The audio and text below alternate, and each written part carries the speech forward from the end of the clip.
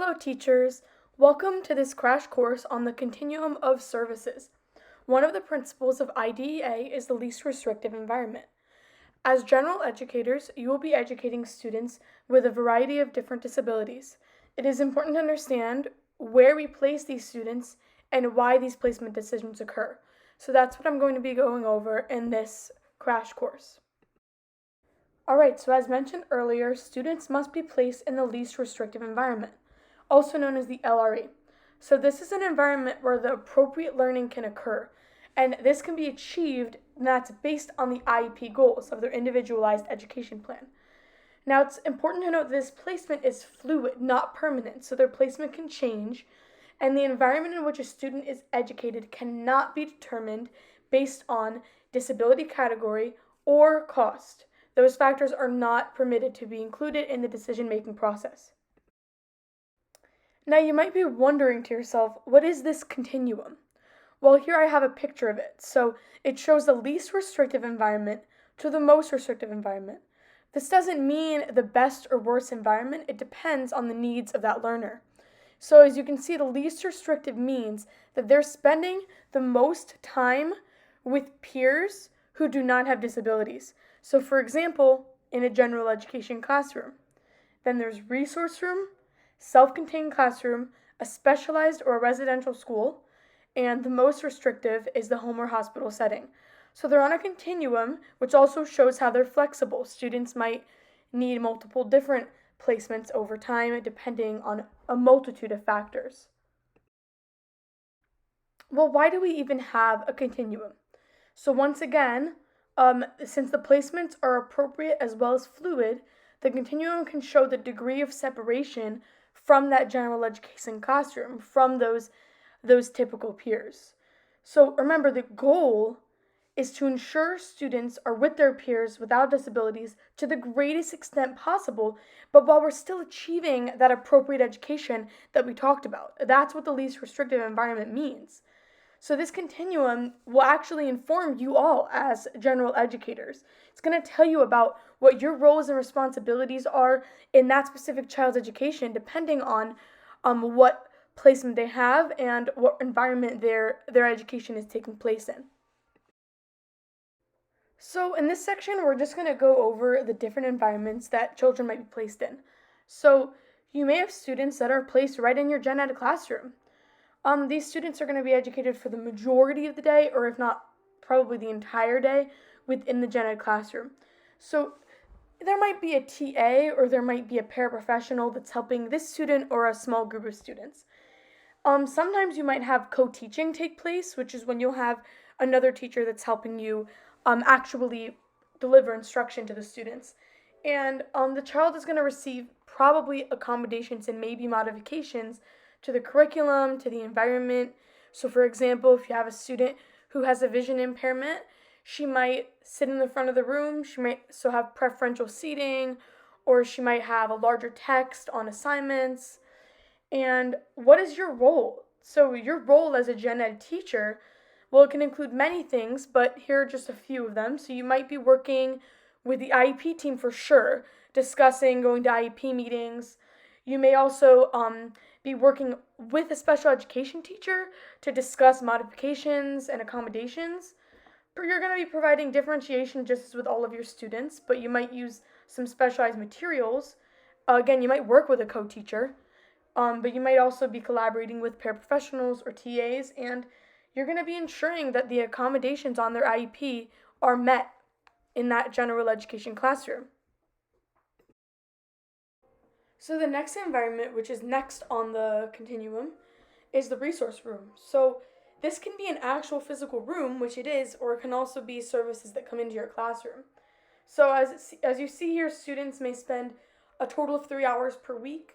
They might leave the classroom in 45-minute increments, or there might be push-in services. So they're receiving these services from a special educator, which is important to note, and that educator is going to come into your classroom and can work with one of your students or a small group of your students that are receiving these services. You also have pull-out services. So this is when that special educator is going to come in, for example, during math time with a student that might have a disability in math, and they're pulling them out of the classroom to do more individualized instruction in math. So your roles in this case as a general educator would be to work with that resource room teacher or that special educator, and you're going to be aligning the in-class learning with their goals and with the interventions that they're receiving. So you're going to be discussing student progress with the resource room teacher or with a special educator to see what kind of supports and interventions are most effective and what's not effective, and you're definitely going to be part of that process of educating this child. So the next environment is the self-contained class. Students are going to be spending most of the day, if not all of the day, in a special education classroom. The classroom usually also has TAs or co-teachers or paraprofessionals, and the number of students can range from 12 to 6 or fewer students, and it's very important to note these students are not grouped by their disability category. Instead, they're going to be grouped on their similarity of needs. So you need to note that this can be a variety of different types of students. You can have students with dyslexia, but of course they're not grouped on that. They'd be grouped on, for example, students who struggle with reading and attention. Now, these students might be educated in a modified classroom because the in-class general ed approaches are not sufficient enough to meet their goals. You might also see this with students with autism spectrum disorder who may not, the gen ed classroom may not be the best environment for them to learn and to meet their goals.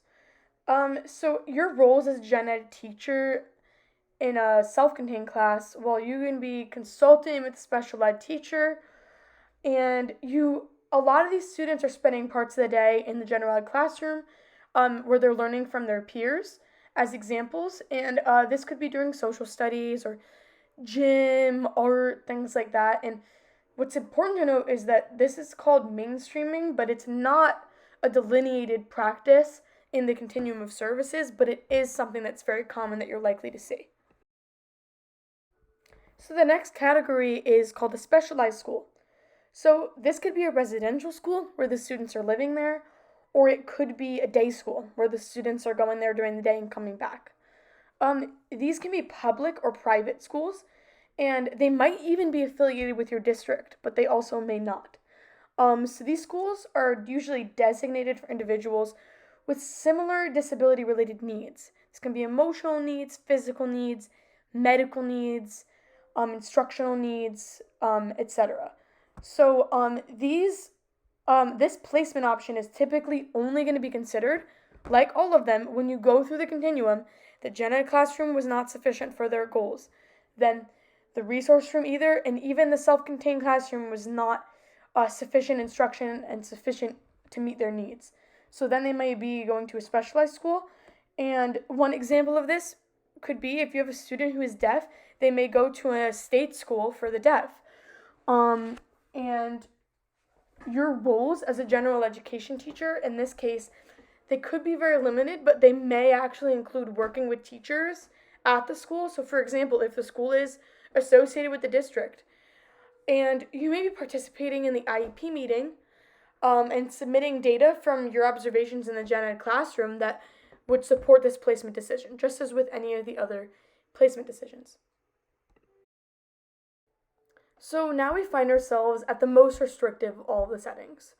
So this is a student that cannot be properly educated in any of the settings that I mentioned before, any of those placements. So this could be a home education situation where the student might be educated in the home because of physical or mental health challenges that prevent or restrict participation in the school, in the physical setting of the school. For some of these students, they might be spending part of the day in this home setting and part of the day in the school. Same with the hospital setting. So now the hospital setting, so if their medical needs cannot be met in the school, even with the services provided, even with a nurse, it's just not the most appropriate setting for their education. They might have to be educated in a hospital. And both of these groups will likely transition back into either a residential school or just a typical public school. And that turns over to your role as a gen ed teacher. So this can include collaborating with the hospital or the homebound teachers for instruction. especially if this child, like I said, is participating in this progressive transition of students back into the school setting. You will definitely be responsible then for collaborating with these teachers to ensure that when these students do transition back to the school setting, that they are learning the same material as the other students in your class. Alright, so now that we know all the different settings and what they consist of, I'm going to compare two of the settings here. The gen ed classroom and the resource room. So, in the gen ed classroom, they have more connection with typical peers, it encourages peer learning. In the resource room, they're receiving that individualized support and they're working with a special educator to meet their goals. But in both of these settings, they provide peer learning and engagement. So they're similar but also different depending on student needs that may be placed in either one. Alright, now here I'm going to be comparing the self-contained classroom to a specialized school. Well, in a self-contained classroom, they're educated in a small group to meet their goals, but they still have that connection to the school community. They're still in the school building, and hopefully they're still having that interaction with typical peers as well. Whereas in a specialized school, it's more targeted instruction and there's little to no interaction with peers without disabilities. But again, this might be appropriate. For example, parents might choose for a student who's deaf to be placed in this type of school, for a student who has dyslexia to be placed in a private school. Those are options that may be appropriate for some students and families. But both of these settings are providing targeted instruction in small group settings. So that's what they have in common. So now I'm just going to quickly touch on the home or hospital settings. Both of these are usually a temporary placement. Not that, well, obviously all of the placements, as I said before, are fluid, but it's often a temporary placement due to current challenges. It can be needed in a time of medical or mental health distress, and it may or may not still be connected to a public school. So those are just the important things to remember, to recall about those settings. Alright, so I got this infographic so that I can properly explain to you all teachers how these placements are made, as you might be wondering. So, the first thing we're doing is we're evaluating the needs. The placement is the last decision that's made in an IEP meeting. First, we're identifying the needs and goals. For each of these goals, we're going to identify what supports do they need. If his goal is to improve his reading, maybe he needs support with phonics, for example. How are we going to provide that support? So then we're going to determine the placement to address each goal. So then, as we move along the continuum, we're going to consider things such as, can they be successful with special ed and related services? And if not, we might need to look at the more restrictive environments. So if they can be educated in a general ed classroom with these accommodations, then we're going to have them in a general ed classroom. Then if not, we're going to consider special education classrooms, and then if that's still not available as an option to meet their goals, then we're going to be thinking about the next things on the continuum, which, as you may recall, were the residential or specialized school, and after that, home or hospital setting. So I want to thank you all very much for listening, and I hope that you've all learned something in this professional development and in this crash course. I hope this helps you to understand your students better and understand your roles better as you go into your classroom on Monday.